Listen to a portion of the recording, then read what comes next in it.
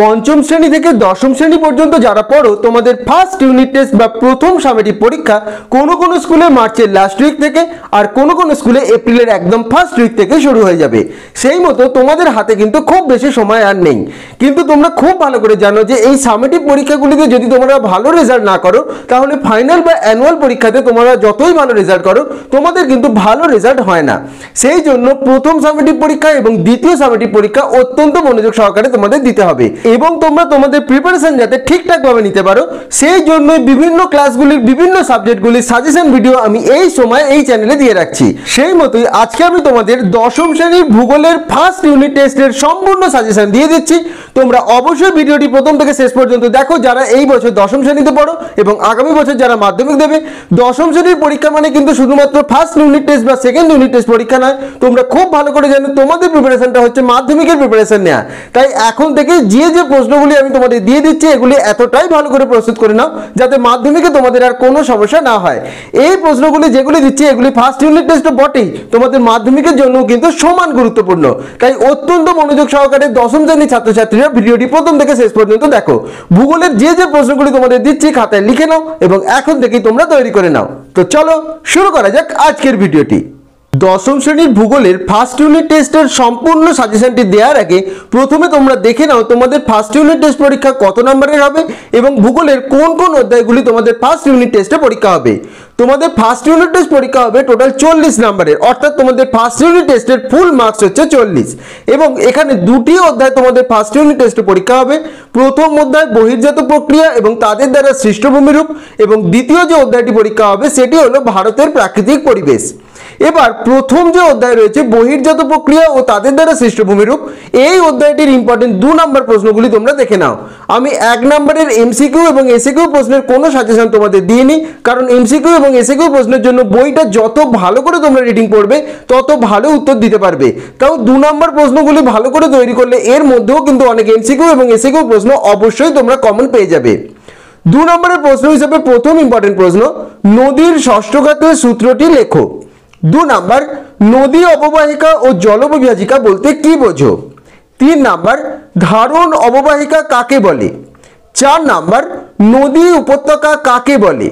5 number প্রশ্ন, গিরিখাত কাকে বলে, উদাহরণ দাও। 6 নাম্বার, কিউসেক ও কিউমেক কি। 7 নাম্বার প্রশ্ন, নদীবাগ বা মিয়েন্ডার কাকে বলে।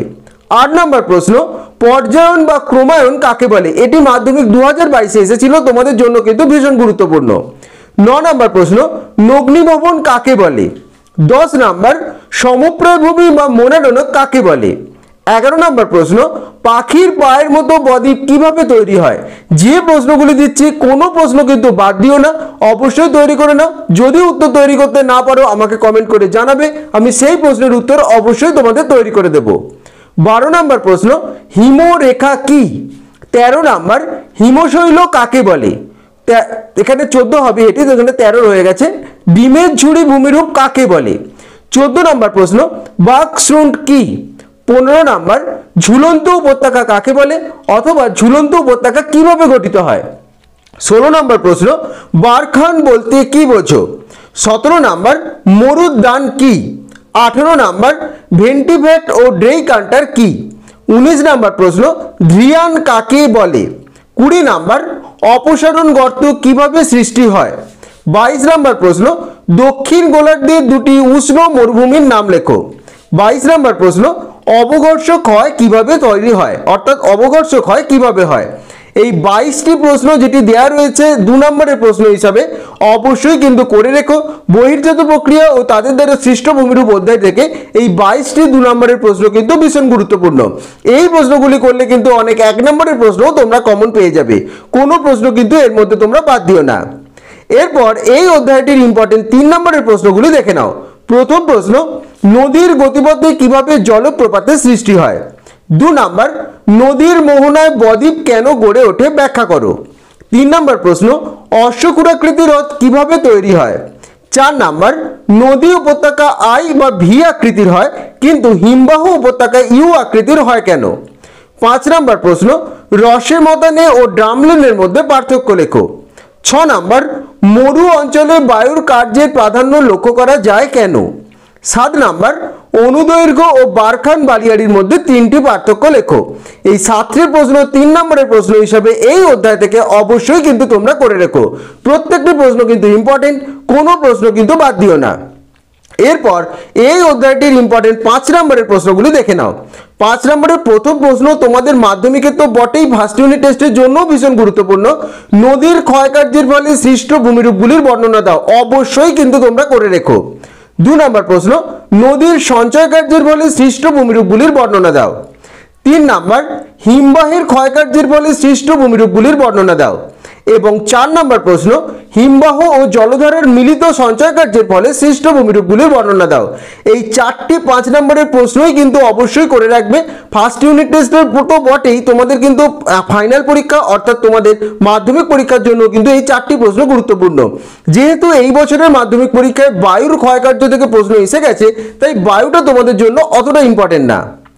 এরপরে দ্বিতীয় যে চ্যাপ্টারটি তোমাদের ফার্স্ট ইউনিট টেস্টে পরীক্ষা হবে সেটি হলো ভারতের প্রাকৃতিক পরিবেশ। ভারতের প্রাকৃতিক পরিবেশের ইম্পর্টেন্ট 2 নম্বরের প্রশ্নগুলি প্রথমে দেখে নাও। প্রথম প্রশ্ন, দুন বলতে কি বোঝো? 2 নম্বর, তাল ও তরাই কি? 3 নম্বর, খাদার ও ভাঙার কাকে বলে? 4 নম্বর, বেট কি? 5 নম্বর, হিমালয় পর্বতমালা ও পশ্চিমঘাট পর্বতের একটি করে গিরিপথের নাম লেখো। 6 নম্বর প্রশ্ন, কর্ণাটক মালভূমির 2টি ভূপ্রাকৃতিক অংশের নাম লেখো। 7 নম্বর, ময়দান এবং মালনাথ কাকে বলে? 8 নম্বর প্রশ্ন, কয়াল কি? 9 নম্বর, গঙ্গার 4টি উপনদীর নাম লেখো। 10 নম্বর প্রশ্ন, ব্রহ্মপুত্র নদীর উৎপত্তি কোথায়? এর 2টি উপনদীর নাম লেখো। 11 নম্বর প্রশ্ন, ভারতের 2টি পূর্ব বাহিনী ও 2টি পশ্চিম বাহিনী নদীর নাম লেখো। 12 নম্বর প্রশ্ন, বহুমুখী নদী পরিকল্পনা কাকে বলে? 13 নম্বর, বৃষ্টির জল সংরক্ষণের 2টি উদ্দেশ্য লেখো। 14 নম্বর প্রশ্ন, আশ্বিনের ঝড় কাকে বলে? 15 নম্বর, মৌসুমী বিস্ফোরণ কাকে বলে? 16 নম্বর প্রশ্ন, পশ্চিমী ঝঞ্ঝা কি? 17 নম্বর, করমণ্ডল উপকূলে শীতকালে বৃষ্টিপাতের কারণ কি? 18 নম্বর, পশ্চিমঘাট পর্বতের পশ্চিম ঢালে শৈলোৎক্ষেপ জাতীয় বৃষ্টিপাত ঘটার কারণ কি? 19 নম্বর প্রশ্ন, কৃষ্ণ মৃত্তিকার 2টি বৈশিষ্ট্য লেখো। 20 নম্বর, কৃষি বনসৃজন বলতে কি বোঝো? এবং 21 নম্বর প্রশ্ন, ম্যানগ্রোভ অরণ্যের 2টি বৈশিষ্ট্য লেখো। এই 21টি প্রশ্ন অবশ্যই 2 নম্বর প্রশ্ন হিসেবে ভারতের প্রাকৃতিক পরিবেশ অধ্যায় থেকে করে রেখো। এগুলির মধ্যেই তোমরা কমন পেয়ে যাবে। প্রশ্নগুলি তোমাদের ফার্স্ট ইউনিট টেস্ট তথা তোমাদের মাধ্যমিকের জন্যও কিন্তু খুব গুরুত্বপূর্ণ। এরপরে এই অধ্যায়টির ইম্পর্টেন্ট 3 নম্বরের প্রশ্নগুলি দেখে নাও। প্রথম প্রশ্ন, সার্ক কি?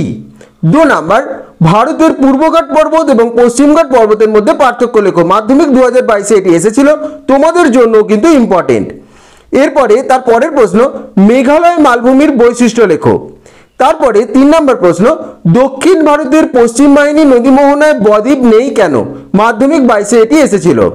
4 নম্বর, দক্ষিণ ভারতের অধিকাংশ নদী পূর্ব বাহিনী হলো নর্মদা ও তাপি বা তাপ্তি নদী পশ্চিম বাহিনী কেন? 5 নম্বর, উত্তর ভারতের সমভূমিতে সেচখাল প্রথা বেশি দেখা যায় কেন? 6 নম্বর প্রশ্ন, মৌসুমী বায়ুর ওপর জেট বায়ুর প্রভাব ব্যাখ্যা করো।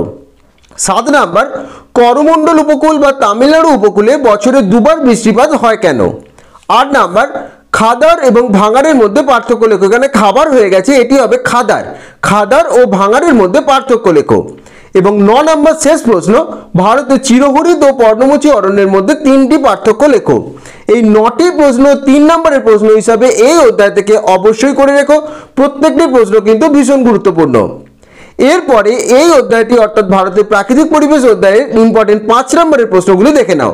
প্রথম প্রশ্ন, প্রস্থ বরাবর হিমালয়ের শ্রেণীবিভাগ করে ব্যাখ্যা করো।